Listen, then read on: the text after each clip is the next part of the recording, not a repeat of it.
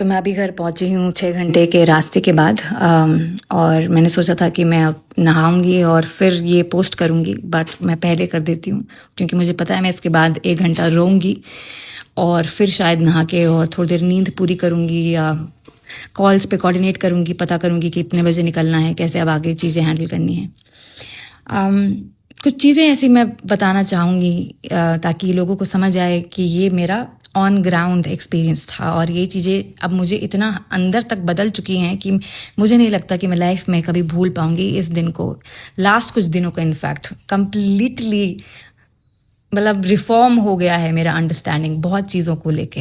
अब तक हमें प्रोटेस्ट हम जिस नज़रिए से देखते थे और हमें लगता इस देश में पहली बात तो लोग इकट्ठे करना प्रोटेस्ट के लिए बहुत आसान काम है, बट सिविलाइज्ड उनको बनाना एक इम्पॉसिबल काम है, जो मैंने इस बार देखा कि पॉसिबल कर दिया इन लोगों ने। मतलब मुझे यकीन नहीं हो पा रहा है कि ऐसा हो गया इस देश में, एंड इसीलिए तो अब मैं और ज़्यादा इमोशनल हूँ इस चीज़ को लेके कि ऐसा कैसे कर दिया आज हमारे बच्चों के साथ में, ऐसे इस गवर्नमेंट ने ऐसा कर दिया। क्योंकि कल जब मैं बैठी थी नारेबाजी कर रही थी, हर 5 मिनट में एक वॉलंटियर मुझे ऐसे देख के आई कांटेक्ट कर रहा था कि I you okay, I you feeling safe, do you need something. हर 5 मिनट में कोई वॉलंटियर मुझसे पूछ रहा है कि मैं सेफ़ हूँ।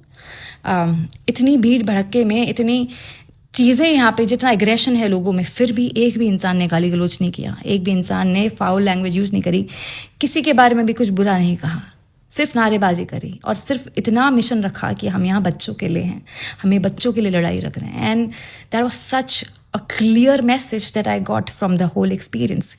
जब मैं ऑनलाइन देखती थी वीडियोस में, मुझे थोड़ा कन्फ्यूजन लगता था, मुझे लगता था कहीं ड्रामे तो नहीं कर रहे ये लोग, कहीं इसके पीछे इनका कुछ और मोटिव तो नहीं है। बट जब मैं बैठी वहाँ ऑन ग्राउंड, मुझे समझ आया कि नहीं, सब लोग बच्चों के लिए हैं। मेरे आसपास जो लोग बैठे हैं, उनकी बहन ने सुसाइड किया है, उनके बच्चे सफ़र कर रहे हैं, बहुत यहाँ पे बच्चों पे फोकस है इस प्रोटेस्ट में, कोई यहाँ पे और नेतागिरी नहीं चल रही है।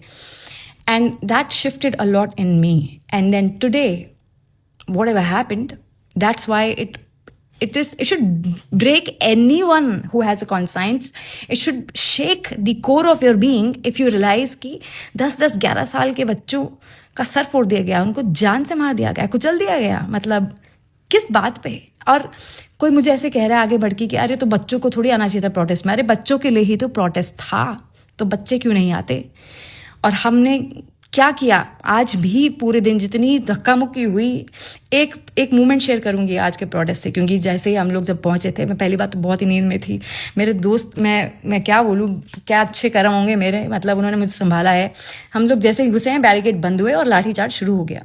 तो जब लाठीचार्ज शुरू हुआ और डंडे पड़ने शुरू हुए, पहली बात तो 2-4 लड़कों ने शील्ड बना ली और ऑब्वियसली जैसे जैसे मुझे बचाया कि मुझे और डंडे ना पड़े। और धक्का मुक्की जब शुरू हुई तो हम लोग बाइक्स में जाके घुसे और बाइक्स गिर गई। कुछ वहाँ पे पार्क थी, कुछ बाइक्स और स्कूटर पार्क हो रखे थे, वो गिर गए और हम भी उन पे गिर गए, हम 2-4 लोग जो थे बाइक्स पे ऑलमोस्ट। एंड उस मोमेंट पे एक कोई था, जाहिल आदमी में भी, चलो हटाती हूँ वर्ड को भी, वो बोला कि अरे माचिस दो मुझे फटाफट, मैं इस बाइक को ही आग लगा देता हूँ, आग लगा देते हैं, ऐसा उसने कहा। ठीक है कि, और मैं उसमें गिरी हुई थी उस टाइम। वो बंदे को ये नहीं, उसको था चलो इसको इसके साथ ही आग लगा देते हैं। बट दूसरा जो बंदा पास में खड़ा था वो बोला कि लाठियाँ खा लूँगा, लेकिन ये किसी की मेहनत की कमाई की खरीदी हुई बाइक है और मैं किसी चीज़ को आग नहीं लगाऊंगा, तो आप प्लीज़ सलीके से साइड में हटिए। उसने हेल्प किया, मुझे खड़ा किया और फटाफट से मुझे सेफ स्पॉट पे शिफ्ट किया। तो आप समझ रहे हैं कितनी, मतलब आज भी मैंने इन जितने भी घंटे मैं बैठी हूँ, किसी ने गाली गलौज नहीं किया, किसी ने, मतलब हम लोग ऐसे ठूसे हुए खड़े हैं, एकदम पसीने से तर, हमें सांस नहीं आ रही है, हम फिर भी आवाज़ कोशिश कर रहे हैं कि हमारी निकल जाए।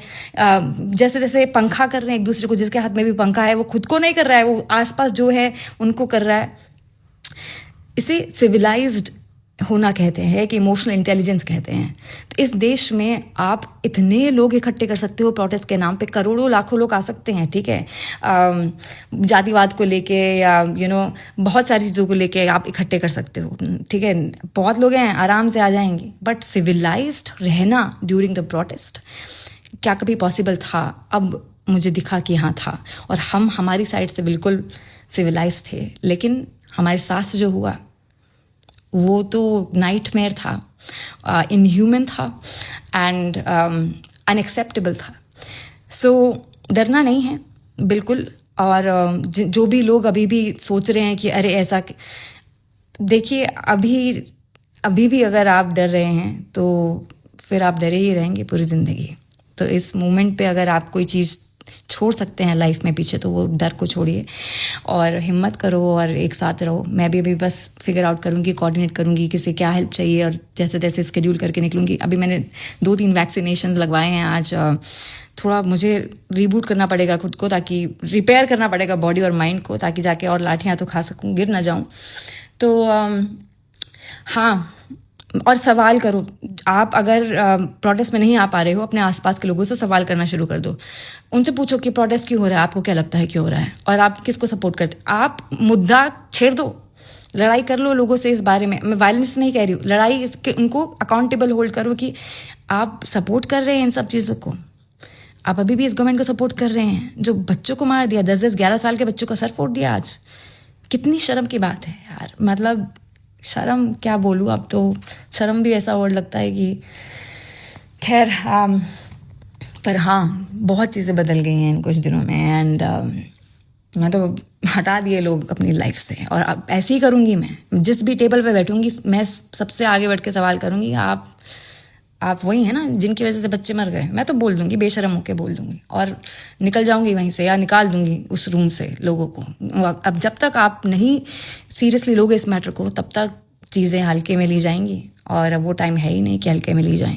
तो इस टाइम पे पता चलेगा स्पाइन नाम की चीज़ अगर है किस में है। ठीक है, तो प्लीज़ डरिए मत। और मैंने एक्सपीरियंस किया है खुद ऑन ग्राउंड, समझा है माहौल को इन कुछ दिनों में, और ज़रूरत समझी है आवाज़ की, ज़रूरत समझी है एम्पैथी की, इमोशनल इंटेलिजेंस की, और कि बिना बदतमीज़ी के भी ये चीज़ें हो सकती हैं। और हाँ, मैं जानती हूँ कि बहुत लोग अभी कह रहे हैं, अरे नहीं देखा, बोला था ना वायलेंस हो जाना चाहिए, ये हो जाना चाहिए, अभी तुम पिट गए ना। अरे तुम नहीं समझोगे यहाँ पे किस मुद्दे की बात हो रही है। तो अगर वो सोचो, वो आदमी उसी टाइम स्कूटी को आग लगा देता या बाइक को आग लगा देता जिस पे मैं पड़ी हुई थी, तो उनके लिए तो वो माहौल सेट होना होता कि वाह हमने तो आग लगा दी, अरे ऐसे ही सीखेंगे लोग। बट तुम्हें क्या पता, वो उस मोमेंट में जब बंदे ने बोला कि नहीं मैं लाठियाँ खा लूँगा, बट किसी की ऐसी चीज़ को आग नहीं लगाऊंगा, मैं इस तरीके से अग्रेशन नहीं दिखाऊंगा, मैं इतना इस तरीके से खुद को पावरफुल नहीं दिखाऊंगा कि ऐसे करूं। तो आपने ऑलरेडी एक जंग जीत ली है, हमने एक ऑलरेडी बहुत बड़ी जंग जीत ली है कि कोई हमें पागल नहीं बना पा रहा इन चीज़ों के बेसिस पे।